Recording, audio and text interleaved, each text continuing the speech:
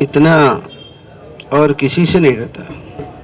ایک فقیہ شیطان پر 1000 عابدوں کے مقابلے میں بھاری ہوتا ہے، اس لیے کہ شیطان عابد کے پاس عبادت کے روپ میں آتا ہے اور عالم کے پاس علم کی روشنی میں آتا ہے، تو عالم کے پاس قرآن و حدیث کا نور ہے۔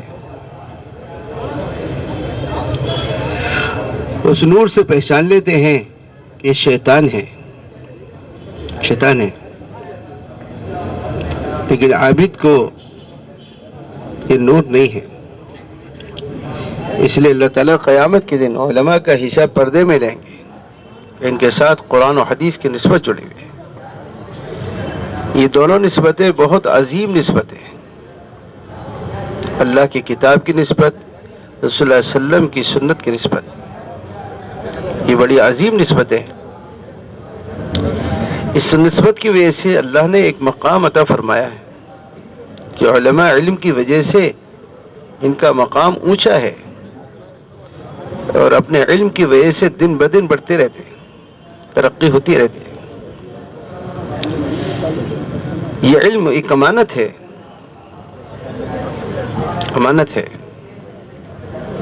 اس لیے کہ آپ حضرات وارثین انبیاء رسول اللہ علیہ وسلم کے نائب ہیں۔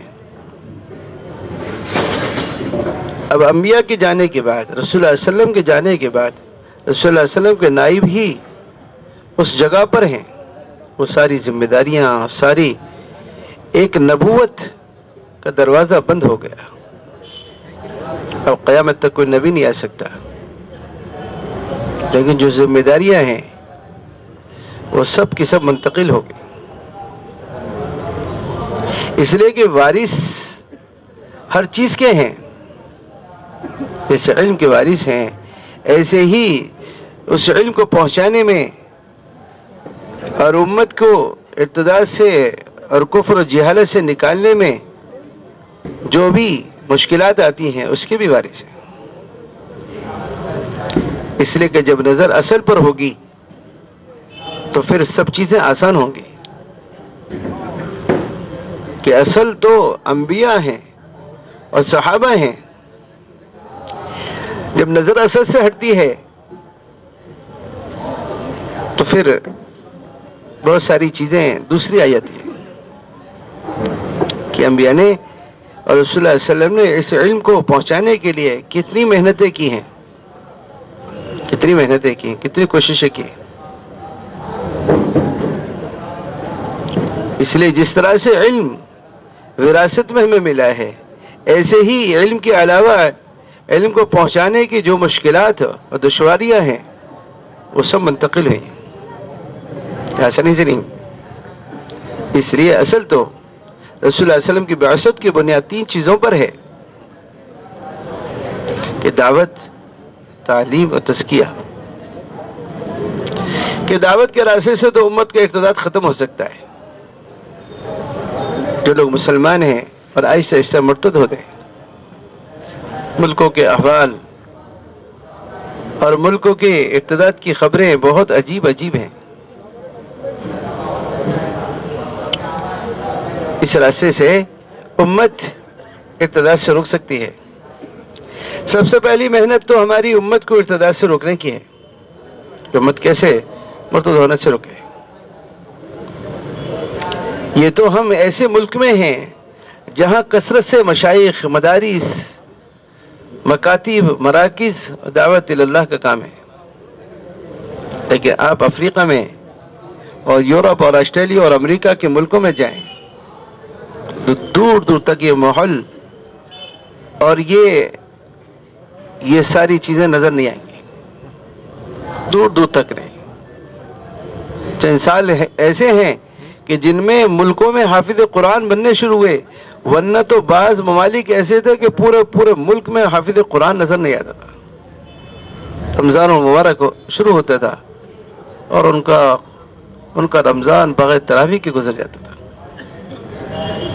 رمضان شروع ہوتا تھا اور قرآن بڑی بڑی رحلوں پہ آ جاتے تھے، اور یہ میں پہلے دور کی بات نہیں، ابھی بھی ہم اسی رمضان میں مصر میں اور لبنان میں، جو ملک شام کا ایک ٹکڑا لبنان ہے، جو رسول اللہ علیہ وسلم کے زمانے میں اور بعد کے زمانوں میں جو شام تھا یہ ایک ہی تھا، لیکن بعد میں اس کے 4 حصے ہو گئے، 4 حصے ہو گئے، جو ارض الانبیاء کہلاتا ہے۔ حرمین کے بعد سب سے اچھی جگہ ہے، سب سے اچھی جگہ، کثرت سے انبیاء علیہ الصلوۃ والسلام آئے، ایک ایک وقت میں 70 انبیاء تشریف لائے، ایک ایک وقت میں، لیکن اکثر مساجد میں قرآن کریم تراویح میں پڑھنے والے نہیں تھے۔ ہاں مصر میں تو الحمدللہ کہیں کہیں ایسا ملا، لیکن اکثر جگہ پہ قرآن کریم پڑھنے والے اور اچھی قرأت کرنے والے ان کے ہاں ایک عام ماحول ہے۔ حافظ قرآن تو کم ملیں گے، لیکن قاری قرآن بہت ملیں گے۔ ان کے قرآن کا لہجہ، ان کا قرآن کے پڑھنے کی جو ترتیب و ترتیل ہے، الحمدللہ سب سے اچھا ہے۔ پوری دنیا میں سب سے زیادہ قرآن کریم کے پڑھنے کا مزاج مصر والوں میں سب سے زیادہ۔ ہم لوگ 1 مہینے رہے تو دیکھا، جامعہ ازہر بھی بار بار جانا ہوا، وہاں کے بڑوں سے بھی ملاقات ہوئی، وہاں کے اساتذہ بھی ملنے آتے رہے۔ ہم لوگ بھی خود جامعہ ازہر کی مختلف شعبوں میں گئے اور مختلف شعبوں کے اساتذہ سے، بڑوں سے، نوجوانوں سے ملاقات ہوئی۔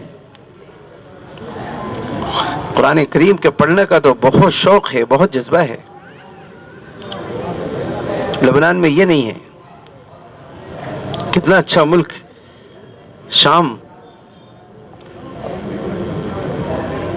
دنیاوی اعتبار سے بھی بہت تجارت کا ملک تھا، کہ دور صحابہ میں صحابہ سے کفار مکہ یہیں آ کے تجارت کیا کرتے تھے،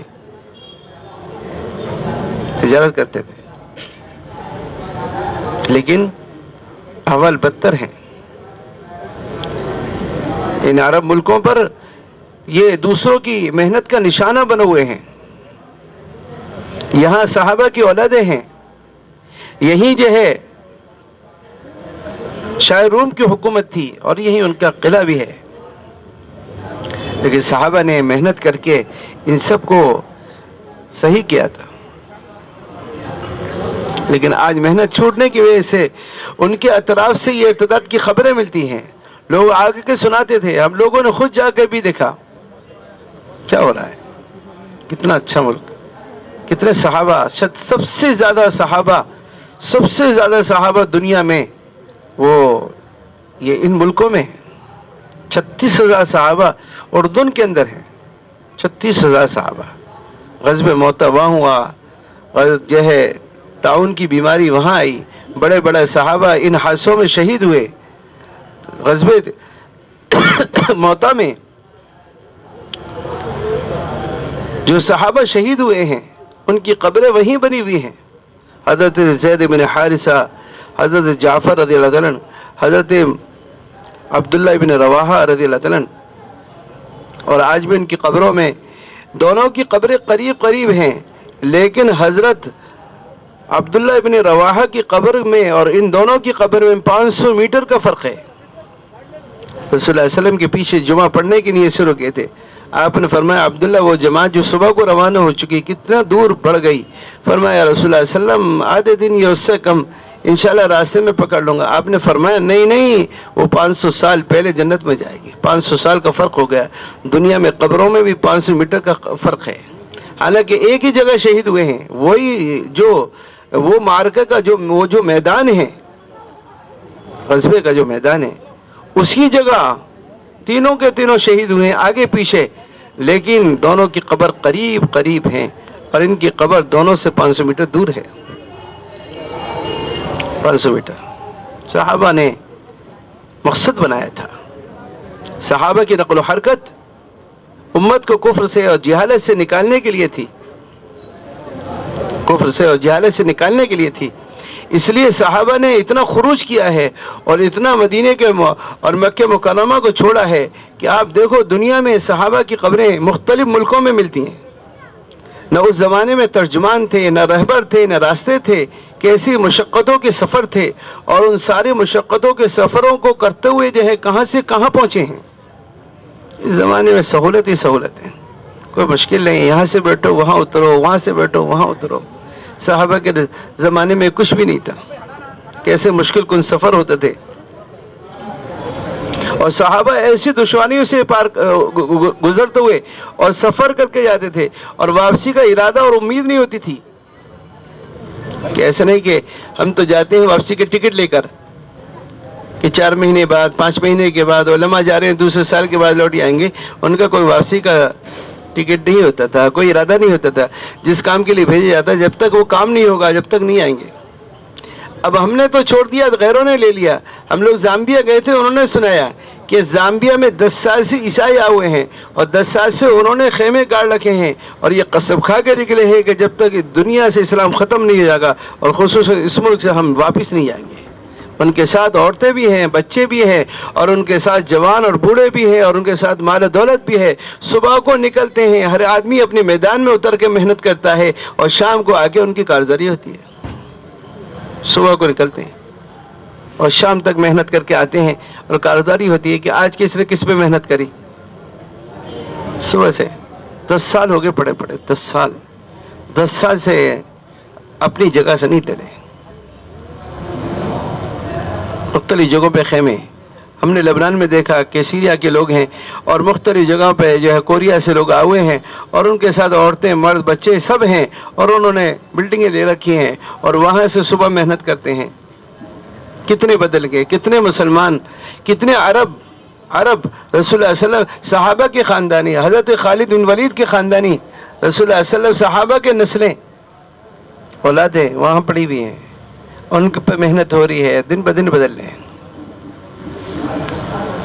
یہ ذمہ داریاں تو اصل اس لیے کہ وارثین انبیاء کی ہیں،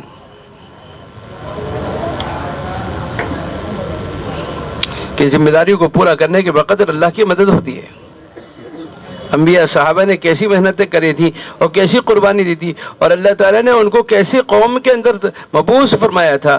جتنی بھی قومیں ہیں اتنی خطرناک قومیں آئی ہیں، اور ان کی بعثت ایسی قوموں کی طرف، قوم عاد کو دیکھو، قوم سمود کو دیکھو، قوم شعیب کو دیکھیں، قوم جو ہے اور دوسری قوموں کو دیکھیں۔ ہم لوگ ان قوموں کے پاس اور ان کے جو ہے انبیاء علیہ السلام کی قبروں پر بھی حاضری کا موقع ملا۔ اس کام کی برکت سے تقریباً جتنے قرآن کریم میں جتنے انبیاء علیہ السلام کے نام ہیں، اکثر انبیاء کی قبروں پہ گزر ہوا، اکثر انبیاء کی۔ لبنان میں الیاس علیہ السلام کی قبر ہے۔ ہم بار بار جو ہے ایک مثال بعل بک جو پڑھتے ہیں ان کا وہی ہے۔ الیاس علیہ السلام وہاں ہیں، اور وہ جس بت کو ختم کرنے کی کوشش کری تھی وہ وہی ہیں لبنان میں۔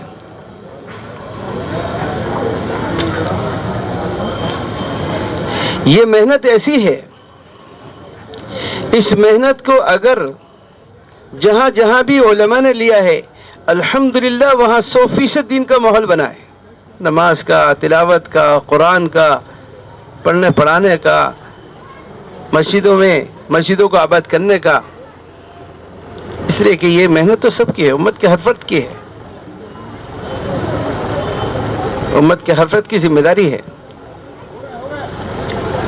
جہاں جہاں بھی محنت ہے، اور جہاں جہاں سے محنت چھوٹی ہے، آہستہ آہستہ بڑے بڑے لوگوں کی نسلیں میں بے دینی آ گئی ہے، تعداد آ رہا ہے۔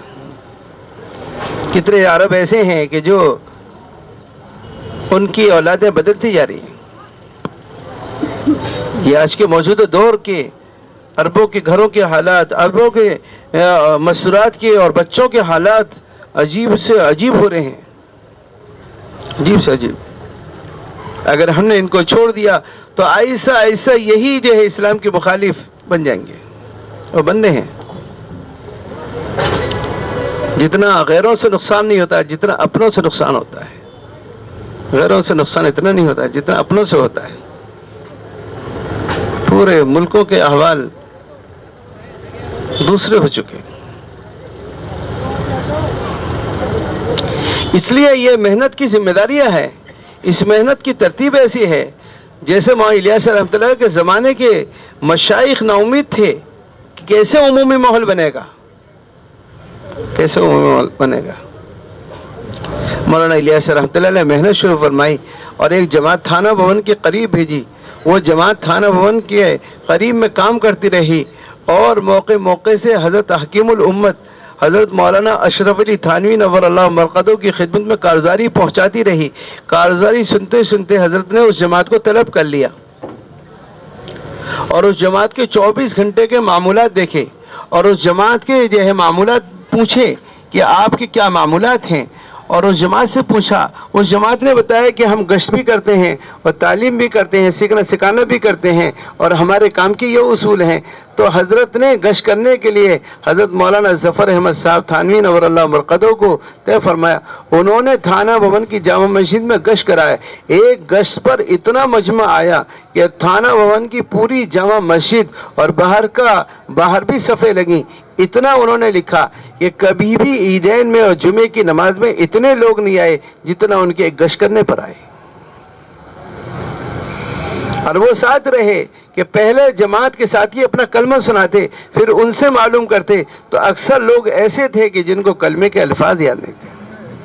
جب یہ کارگزاری سنی پھر حضرت نے پوچھا کہ اگر کوئی کھانے کی دعوت کرنا چاہے تو آپ کے کیا اصول ہے؟ کہ اصولی آدمی تھے، اصولی بزرگ تھے. فرمایا حضرت ہمارا اصول یہ ہے جو ہماری دعوت کرتا ہے ہم اس کو دعوت دیتے ہیں، جو ہماری دعوت قبول کرتا ہے ہم بھی کر لیتے ہیں. کہ اچھا. پھر پوچھا اگر ہم دعوت کریں تو ڈرتا کہ ہم دعوت کریں تو کیا اصول ہے؟ کہ اگر یہ اصول ہمیں بتا کے بھیجائے کہ اگر حضرت دعوت کریں تو حضرت کی دعوت کو سعادت سمجھ کے قبول کرنا. بس خوش ہو گئے، خوش ہو گئے. فرمایا الیاس نے یاس کو آج سے بدل دیا. ایک ناامیدی ہو گئی تھی، عمومی ماحول کیسے بنے گا؟ طالبین مدرسے آ جاتے ہیں، طالبین مشائخ کے پاس چلے آتے ہیں، لیکن طالبین ہیں کتنے؟ آپ دیکھو محل میں کتنے ہیں؟ 1% بھی نہیں ہے، 1% بھی طالبین نہیں ہے جو اپنی طلب کے ساتھ جاتے ہیں. لیکن غیر طالبین میں کیسے محنت ہو اور کیسے اس کے جو ہے ماحول بدلے. یہ محنت جو ہے اس زمانے کے مشائخ بھی نا امید تھے، لیکن الحمدللہ محنت شروع فرمائی. حضرت حکیم الامت کے یہ بول تھے کہ الیاس نے یاس کو آج سے بدل دیا اور اس زمانے کے مشائخ کی پوری توجہ ہو گئی. ایسا نہیں، اس زمانے کے مشائخ کی توجہ تھی، دعائیں تھیں. حضرت مولانا حسین احمد مدنی جہاں حضرت کا خط جاتا تھا فوراً اپنے ساری مشغولیوں سے نکل کر آتے تھے. حضرت حکیم الاسلام قاری طیب صاحب، حضرت مولانا مفتی کفایت اللہ صاحب، یہ اس زمانے کے شاہ عبد القادر صاحب، شیخ الحدیث صاحب، جتنے اس زمانے کے یہ کبار اور مشائخ علماء میں سے تھے، یہ سارے کے سارے حضرت کے خط کی بنیاد پر فوراً آ جاتے تھے کہ حضرت فلاں جگہ اجتماع ہے، فلاں جگہ تقاضا ہے، فوراً آتے تھے، دعا کرتے تھے. ایسے نہیں ہوا کام. سب کی توجہات تھیں، سب کی دعائیں تھیں. اس لیے اس وقت کا تقاضا ہے، اس لیے کہ بغیر چلے پھرے امت کے احوال نہیں آ سکتے. اگر جس مسجد کے احترام میں ہماری نقل و حرکت، ہمارا اختلاط نہیں ہے، یہ امت ہم سے جو ہے ہماری ٹچ میں نہیں ہے، اس امت کے حال کیا معلوم ہوں گے. کہ اس لیے کہ غیروں کی محنت دیمک کی طرح سے، حالانکہ ہماری محنت دیمک کی طرح سے تھی، لیکن اب اس محنت کو غیروں نے لے لیا. وہ دیمک کی طرح سے اندر اندر محنت کرتے ہیں، جب اپنا عملہ تیار ہو جاتا ہے، جب معلوم ہوتا ہے کہ ارے یہاں تو ایسا ہو گیا. دیمک کی طرح سے ذہن سازی، فردن فردن، عورتوں سے ملنا ملاقات کر رہی ہیں، مردوں سے پہ محنت کر رہے ہیں، جوانوں پہ محنت کر رہے ہیں، بچوں پہ محنت کر رہے ہیں. یہ ایسی محنت ہے، منظم محنت کی ترتیب قائم کی ہے. مال کی ضرورت ہے مال دیتے ہیں، عورت کی ضرورت ہے عورتیں پیش کرتے ہیں، ڈگریوں کی ضرورت ہے ڈگریاں پیش کرتے ہیں، جو اسکولوں میں بچوں کے پڑھانے کی ضرورت ہے اسکولوں میں تعلیم فری کراتے ہیں. بیمار ہے تو اس کی دوائیں دیتے ہیں، ضرورت مندوں کو جو ہے ان کی ضرورتیں پوری کرتے ہیں. یہ سب اس لیے کہ دنیا میں غربا کی تعداد مال والوں سے زیادہ ہے. غربا کی تعداد پورے افریقہ کے ملکوں میں تقریباً 90% لوگ ایسے ہیں جو ایک وقت کھانا کھاتے ہیں، ایک وقت نہیں کھا پاتے. ابھی ہم لوگ تنزانیہ سے آئے، یہاں آنے سے 3 دن پہلے، تو ایک صاحب سے میں نے کہا, ملنے کے لیے آئے, کھانا ہم ناشتہ کر رہے تھے, میں ناشتہ کر لو, کہنے لگا کہ ناشتہ جلدی کر لوں گا تو پھر جلدی بھوک لگے گی, 10 بجے ناشتہ کرتا ہوں اور شام کو کھانا کھاتا ہوں, دوپہر کا کھانا حذف. ہم لوگ ایک مرتبہ خروج میں تھے, افطار میں, خیر ایک تو دعوت کا مزاج نہیں, ماحول نہیں, ایک صاحب نے افطار کی دعوت کری, اس میں افطار میں تھوڑا بہت آیا. ہمارے ہاں تو الحمدللہ افطار کا دسترخوان کیسے سستا ہے, کیا کیا چیزیں اور کتنی نعمتیں ہوتی ہیں. تو افطار میں ہم نے کھا کے چھوڑ دیا, میں نے مغرب کے بعد کھانا ہوگا. اب ہم نے ان سے کہا کہ ایسا مغرب میں ہم کھانا بنا لیتے ہیں, کہنے لگے آپ خلاف سنت کی دعوت دے رہے ہو.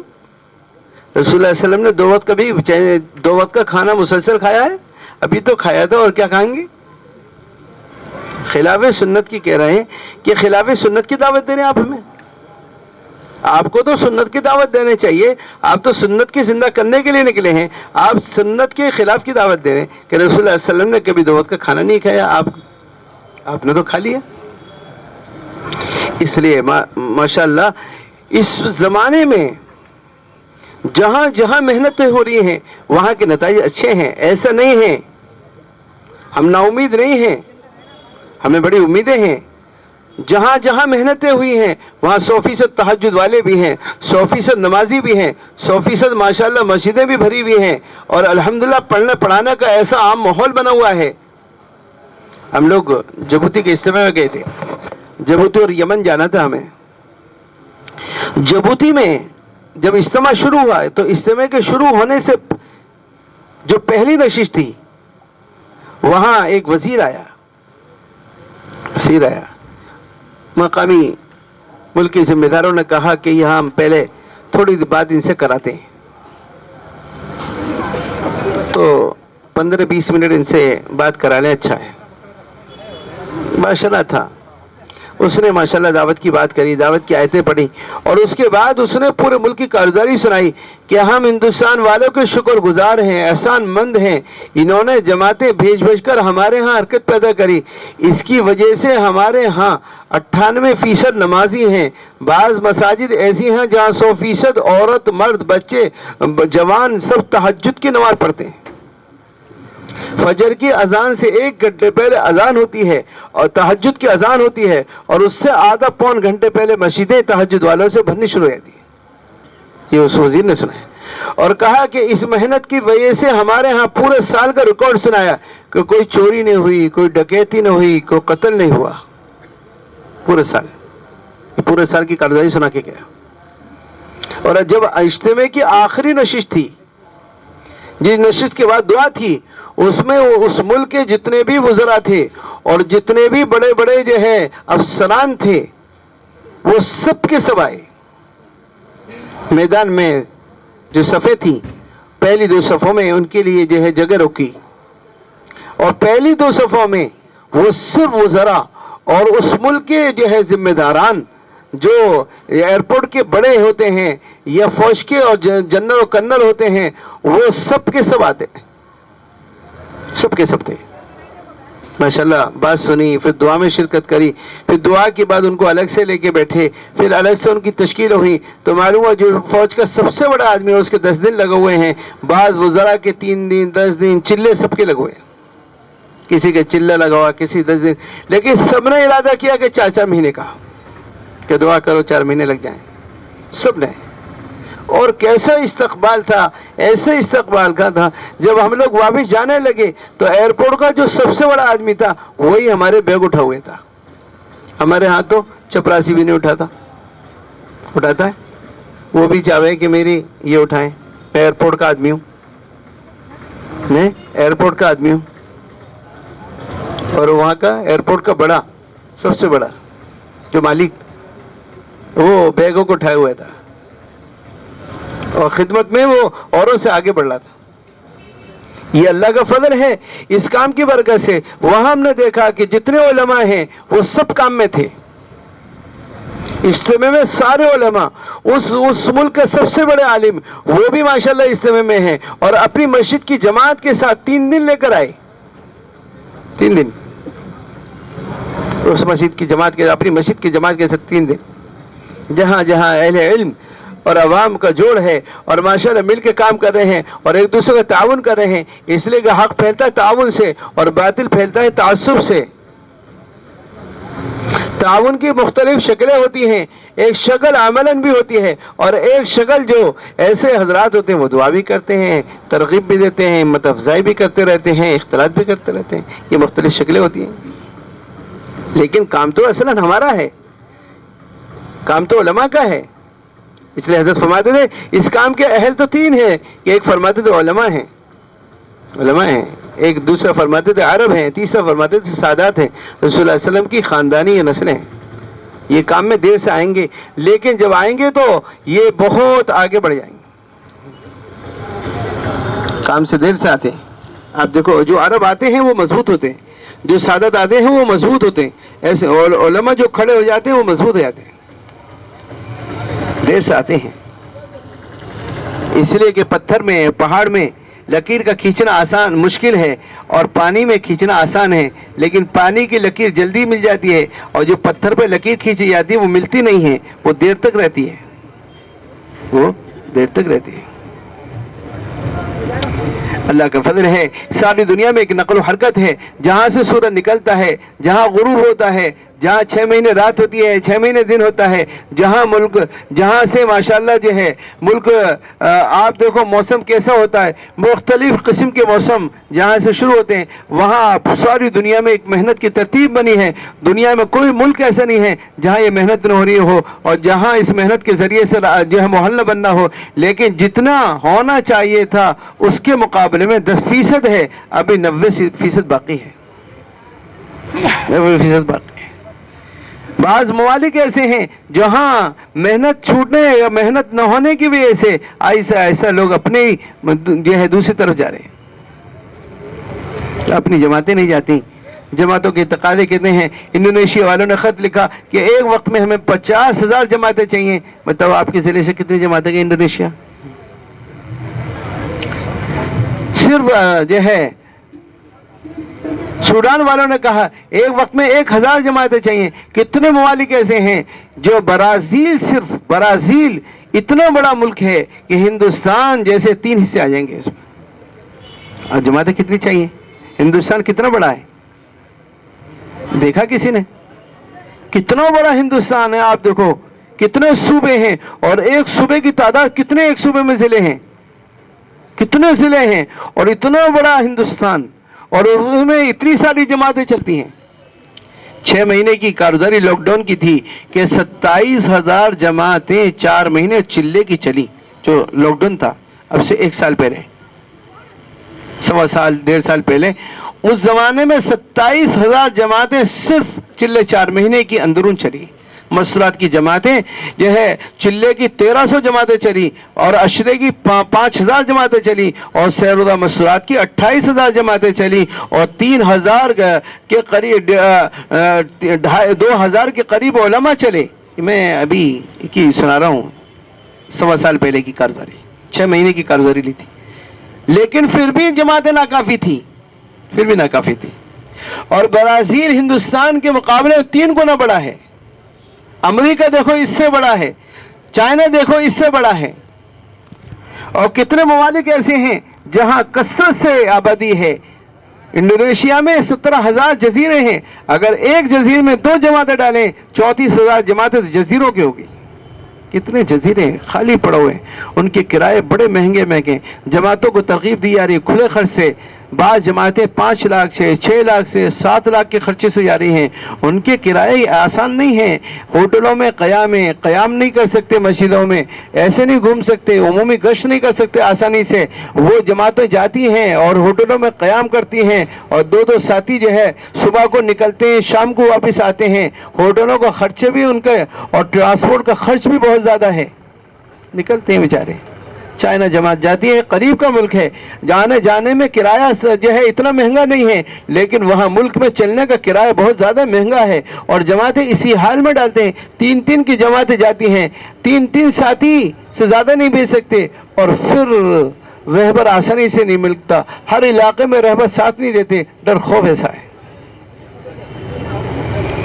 لیکن الحمدللہ ساری جگہ جماعتیں روانہ کی جاتی ہیں، کوشش کی جاتی ہے، یہاں سے نہیں جا سکتے اور جگہ سے بھیجتے ہیں، وہاں سے نہیں جا سکتے اور جگہ سے بھیجتے ہیں، ساری دنیا کو متوجہ کیا جاتا ہے کہ فلاں ملک میں جماعتوں کے تقاضے ہیں، آپ جماعتیں بھیجیں، آپ کی طرف سے ویزا آسان ہے، جہاں سے ہندوستان جتنی جماعتیں جا سکتی ہیں کوشش کی جاتی ہے نظام الدین کی سے اتنی جماعتیں روانہ کریں۔ الحمدللہ بعض ممالک ایسے ہیں کثرت سے جماعتیں ڈالتے ہیں، وہاں کی ویزے میں سہولت ہے، بعض ملک والے بار بار جماعت کو لینے میں عذر کرتے ہیں احتیاط کی وجہ سے، لیکن کوشش ہے، ترغیب دی جا رہی ہے، لمبے خرچوں سے جماعتیں بنائیں، لمبے خرچوں سے جماعتیں بنائیں۔ کتنی جماعتیں ایسی ہیں جو 3 لاکھ 4 لاکھ 5 لاکھ کے خرچے سے جاتی ہیں، الحمدللہ ملک کے اندر تک گھس کے کام کر کے آتی ہیں، اپنی جان مال کے ساتھ جا رہے ہیں، کیسے کیسے احوال میں جا رہے ہیں، زیادہ تر تو غربا لگے ہوئے ہیں بیچارے، قرض لے کر اللہ سے مانگ کر، کتنی جو ہے انہیں صلاۃ الحاجہ پڑھنی پڑتی ہے۔ بعض جماعتوں نے سنایا کہ ہم نے جب سے ہماری جماعت کا جو ہے جانا طے ہوا، ہم نے روزانہ مسلسل صلاۃ الحاجہ پڑھی ہے، اللہ سے مانگ کر، رو کر کہ اللہ ہم جا رہے ہیں، اے اللہ آسان کر دے، رکاوٹوں کو ختم کر دے۔ میرے دوستو علماء کرام، آپ حضرات تو امت کے راس المال ہیں، آپ حضرات کا قیام بھی یہ خیر سے خالی نہیں ہے، خیر سے خالی نہیں۔ علماء امت کے راس المال ہیں، اس لیے ہماری درخواست یہ ہے کہ اس وقت ہماری توجہ کی ضرورت ہے۔ جس شعبے میں آپ ہیں وہ قابل قدر اور قابل مبارک ہے، اس کو چھوڑا نہیں جا سکتا، اس سے الگ جو ہے اس کو الگ نہیں کیا جا سکتا، اس لیے کہ اگر مدارس امت میں نہیں ہوں گے تو علماء کہاں سے تیار ہوں گے؟ علماء کے تیار کرنے کے لیے یہ مدارس ہی یہ ایک ذریعہ ہیں، مدارس سے ختم نہیں کیا جائے، لیکن اس کا متبادل سوچ کر ترتیب قائم کریں، علماء سے وہ کام ہو جاتے ہیں۔ اردن کے اندر مولانا علیم صاحب رحمۃ اللہ علیہ اور مولانا عبداللہ صاحب رحمۃ اللہ علیہ کی جماعت 70 سال پہلے گئی تھی، پورا ملک کا کام کھول گیا ہے، پورا ملک کا ایسا کام کر کے آئے۔ کتنے ایسی جماعتیں گئی ہیں جن جماعتوں میں علماء ہوتے ہیں، الحمدللہ اس ملک کا کام بہت اچھا ہو جاتا ہے۔ اس لیے ہماری درخواست آپ حضرات سے یہ ہے کہ اس وقت کا تقاضا عرب ملکوں کا بھی ہے، عرب ملکوں میں سب سے زیادہ تقاضا ہے، سب سے کمزور جماعتیں عرب ملکوں میں جاتی ہیں، سب سے زیادہ الحمدللہ کثرت سے عرب ملک ہیں۔ آپ دیکھیں اتنے ممالک ہیں جہاں تقاضے ہیں، اس لیے کہ انگریزی بولنے والوں کی جماعتیں کافی بن جاتی ہیں۔ بعض جماعتیں ایسی ہیں جس میں 8 ساتھی 8 انگریزی بولنے والے، لیکن عربی والی جماعتوں سے پوچھو کتنے ساتھی، کہ بس 1 عالم 2 عالم، اور وہ بھی ایسے کہ اکثر جو ہے عربی میں بات نہیں کر سکتے، کچھ کر لیتے ہیں کچھ نہیں کرتے۔ ضرورت سب کی ہوتی ہے کہ ایسی جماعتیں مضبوط، عربوں کے تقاضے بڑھتے جا رہے ہیں۔ ابھی جو ہے ملیشیا میں پورے کویت کی شورا آئی، پورے عرب آئے ذمہ دار ساتھی، انہوں نے اہتمام سے تقاضا رکھا کہ ہمارے پاس ایسی جماعتیں بھیجیں جو ہمیں کام سمجھا سکے سیرت کی روشنی میں۔ جماعت سوچ رہے ہیں، قطر والے آئے، دبئی والے آئے، امارات والے آئے، اور شام جو ہے شام کے ساتھی آئے، اور سارے ملکوں کے بہت سارے ملکوں کے لوگ آئے اور کارگزاری سنائی اور تقاضے بتائے کہ ہمیں اتنی جماعتوں کے تقاضے ہیں، سارے تقاضے نوٹ لکھے ہوئے ہیں، اب اس کی فکر کی جا رہی ہے کہ ان کے تقاضے کیسے پورے ہوں۔ اس لیے ہماری درخواست یہ، جن علماء کا سال لگا ہے دوسرے سال کے لیے بڑی ضرورت ہے۔ الحمدللہ 42-45 جماعتیں ابھی دوسرے سال کی علماء کی نکل گئیں، دوسرے سال کے لیے اس کے تقاضے ایک جماعت کو 3 ملک دیے جاتے ہیں، ایک جماعت کو 3 ملک دیے جاتے ہیں۔ یہ حضرت مولانا الیاس رحمۃ اللہ علیہ نے مولانا یوسف صاحب رحمۃ اللہ علیہ، حضرت شیخ الحدیث مولانا زکریا صاحب رحمۃ اللہ علیہ کو لے کر یہ بات طے کری تھی کہ علماء کے 3 سال لگوانے ہیں، 1 سال اپنے ملک میں، 1 سال عرب ملکوں میں، اور 1 سال غرب میں، یورپ اور امریکہ کے ملکوں میں، یہ انشاءاللہ لگوانے۔ الحمدللہ دوسرے سال کے لیے 42-45 جماعتیں ابھی جا چکی ہیں، اور رمضان تک 50 کے قریب جماعتیں تیار ہیں۔ ہمارے